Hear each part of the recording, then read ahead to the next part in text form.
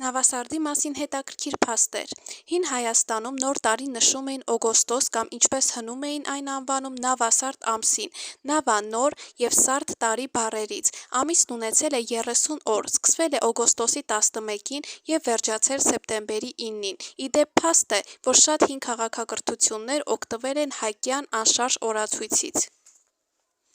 Ներկայումս հայկական տոնացույցում այս օրն ամրագրված է ոչ միայն որպես հին նոր տարի, այլև որպես ազգային ինքնության տոն։ Օրվա ընտրությունը պատահական չէ, այդ օրը Հայկ Նահապետի տարած մեծ հաղթանակը բելի հանդեպ դարձել է հայոց բուն տոմարի սկիզբը։ Ղևոն Դարիշանի հաշվարկի համաձայն այդ հաղթական ճակատամարտը տեղի է ունեցել 2492 թվականի օգոստոսի 11-ին, որն էլ դարձել է տոմարի մեկնակետը, եղել է նավասարդ ամսվա առաջին արեգ օրը։ Նավասարդի արեգ օրը և դրան նախորդող ավետյաց ամսվա 5 տոնական օրերը մեր նախնիները նշել են նավասարդյան տոներ կոչվող տոնակատարություններով։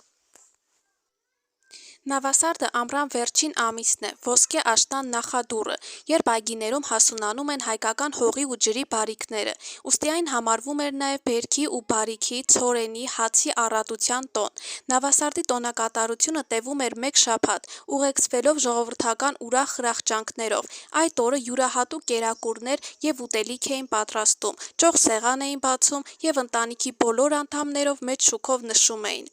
Տոնի գլխավոր ուտեստները կորկոտն ու հարիսան էին, Նախիջևանի և Երևանի գավառներում տարածված էր հարիսան, իսկ Արցախում նույն հարիսան քեշկեկ էին անվանում, Գողթնում հարիսայի հետ նաև խաշ էին եփում, իսկ Խնձորեսկում սկուտեղին 7 տեսակի միրգ էին դնում, որը տանտիկինը մատուցում էր ընտանիքի անդամներին և հյուրերին։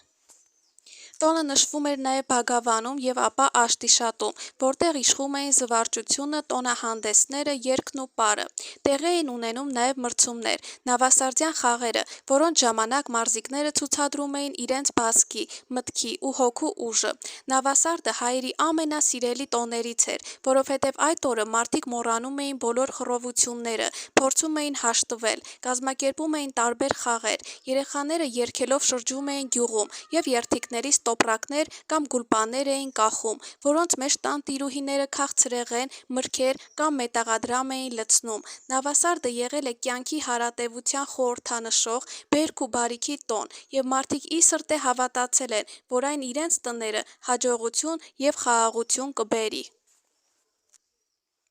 Այժմ այս տոնը պահպանվել է հիմնականում Սյունիքում։ Ներկայումս այս տոնը, դրա խորհուրդն ու նշանակությունը կրկին վերարժևորվում են ազգագրագետների, տոմարագետների կողմից։ Մասնագետների ուսումնասիրությունները շատ հետաքրքրական բացահայտումների են բերում։ Օգոստոսի 11-ին շատ հայ ուխտավորներ այս օրը կհամախմբվեն Հինավուրց քարահունջի աստղադիտարանում, կուսումնասիրեն աստղային մոգական երկինքը։